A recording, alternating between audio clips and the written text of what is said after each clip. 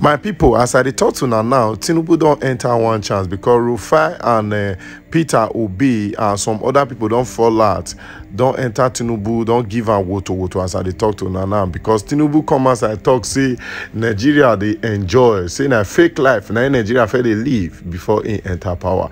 My people don't be smart, no. As I talk to now, Tinubu says it's when he remove subsidy for fuel, say na enjoyment, now in Nigeria has come there. Hey, which kind enjoyment? I bet Mona watch the video, Mona drop for comment section where the enjoyment really dey. So that I go hear wetin Bola Ahmed Tinubu talk. Drop comment and don't forget to subscribe to our YouTube channel.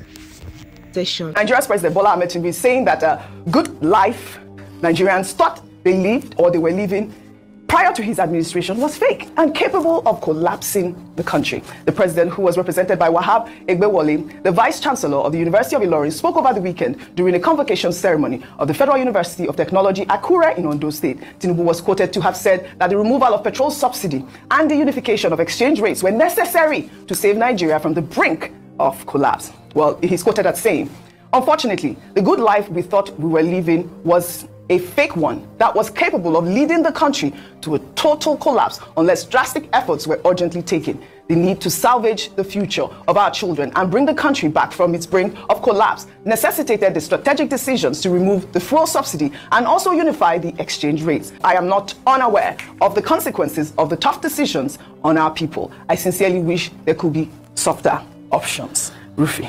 With due respect, this is wrong.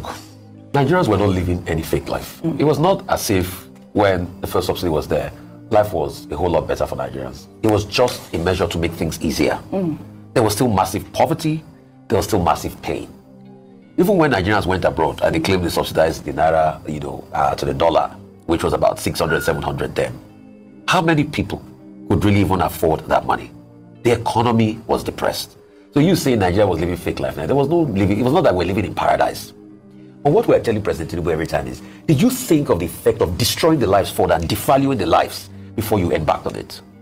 Mr. Cardozo was saying that they've saved over 6 trillion on subsidies for forex. Ask him how much in our GDP has reduced since all of these 2 monstrous measures have taken place in Nigeria. I can give you some figures. Nigeria's GDP, as at when the APC met it in 2015, before they decided to go ahead and lead us on this path of destruction, was inching close to 500 billion. Today, the GDP is more than half of that amount. The lives have been destroyed. Some projection says our GDP is now 199 billion. Do you want to prorate that in trillions of naira of how much has been lost in this economy? So they have not been productive. Is it the corruption we want to talk about? Is it the fakery that is going on? They are the ones that are fake. Do you know how many times they've told us Port Harcourt refinery is ready? Is that not the one giving us fake news? Didn't they tell us that it was mechanically complete at the start of the year? They said it was going to be ready in August, not ready. Now, and please, for the sake of people, what they did was simply a production unit churned out, the naphtha that they now have to go and blend with C5, crack C5, because they don't have the converter unit that will convert the naphtha, the hydrocarbons in there, into something of high octane ratings. That refinery is not 100% complete. This is something they took 1.5 billion for over 44 months. We are already 42 months away. Techni Monte announced that thing on the 6th of April 2021, 42 months down the line. Techni Monte's announcement was that by 44 months' time, both complexes, the 150,000 barrel refinery and 60,000, will be working.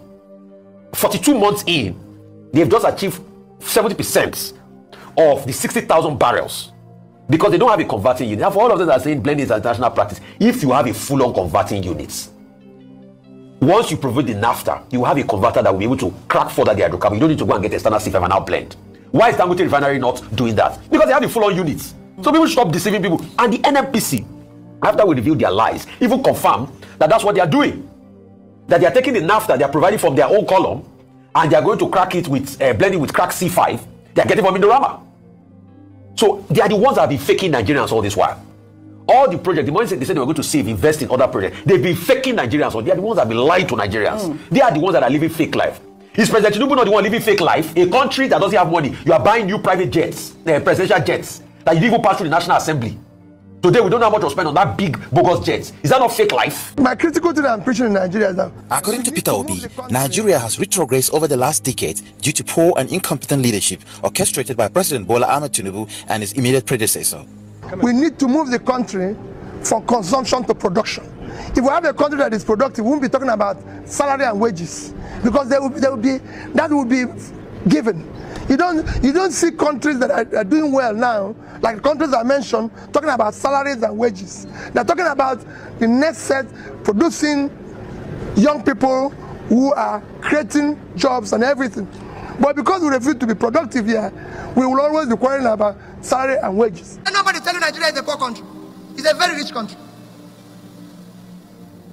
It's a country that can feed itself.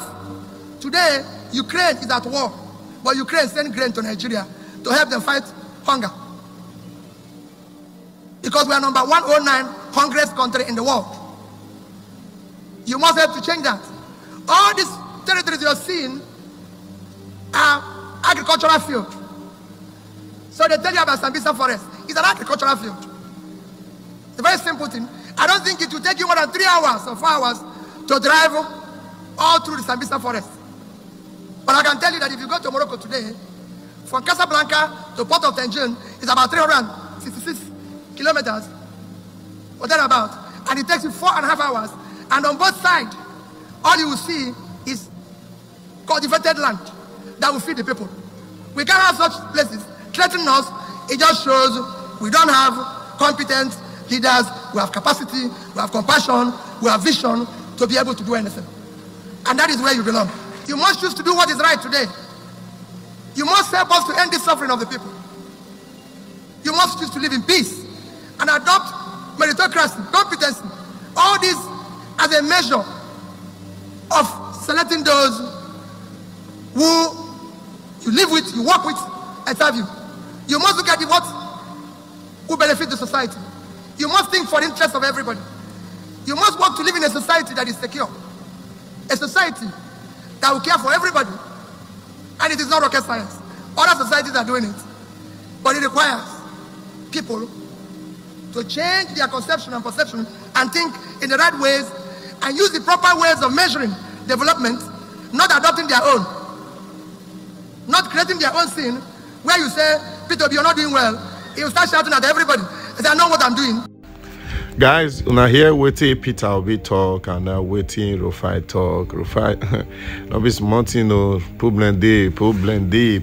Guys, if you know dey subscribe to our YouTube channel, just try subscribe to this YouTube channel and just try listening to the end. Make you hear wetin all these people talk. And he still get another one guy when he still come up for the end of this video when he talk say money when he be wanting marry.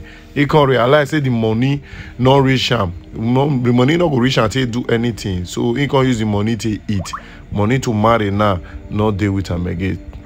This video really carry a lot. Just watch out to the end. And what I'm doing is right. Or you don't know where I made this country. Or do you know what I saw when I came? That is not leadership. Leadership is to say, I'm wrong. Let's do the right thing. Because you're wrong. Nobody knows everything except an idiot. Leadership is about listening. It's about living a life that is exemplary so people can see it. You don't live a life that is wrong and refuses to change. A leader must be a learner. He must listen and he must learn and be able to make the right choices. And ensure that those around him are people who are equally competent. You cannot go and hire a conductor as a driver and the driver as a conductor. You will have an accident. They have their jobs. Everybody must do his job. I hope the pilot will take me back. I'm not a pilot. I cannot do his job. And I can tell you, the young girl that flew me here is not more than 27 years. And when I saw her, I said, young girl, how long have you been flying? I said, 2 years. But I entered because he was a qualified pilot. I don't have to say, hey, my daughter is older, please, I won't enter your plane. No. Because she's qualified. Your Excellency, President Bola Ahmed Tinubu. Mr. President, I don't know what the people around you, your ministers or appointees may be telling you. But Mr. President, before God and man, there is hunger in this country. This sufferhead is much, Mr. President. This cost of living crisis is not a joke. Because I don't know, maybe the people around you are telling you that things are going well, everything is okay. Mr. President, everything is not okay. The kind of suffer and hunger that is in the land now, is getting to unbearable levels. Nigerians are hungry. Things are not okay. People are not finding life easy. People are not able to afford the basic necessities for life. Nigerians, the value and dignity of human life don't completely decommode. Mr. President, if this is still the baby steps, Your Excellency, these baby steps don't, if it kill too. Because the level, I don't know, Nigerians, because this one went everywhere quiet. It can't be maybe, now let me they suffer, now let me they hunger, they catch. Because everybody just keep quiet. It can't be like, when I don't go do rituals, when they badun, me I no know, when I no tell me. So now me just they here, they suffer. Because I don't know how, the one where we carry fuel go 1,000 something, we don't talk again. Now, this cost of living issue, cost of food. The other day we see video where a gospel musician, they talk, say, somebody, they select food from dustbin where they throw away. You go party, you go see mothers, women, they struggle to carry leftover. Leftover where before you go think say people they carry say na dog food. Before God and man, now food where family go chop. People they find food where we say children go chop. This thing we are talking about is not a joke. That is Nigerians. I am calling on Honorable Minister for Agric, Mr. President, Minister for Agric, Senator Abubakar Kyari, Custom, in the name of whatever you hold sacred, what exactly is going on with the cost of rice? I want to understand because go hear me.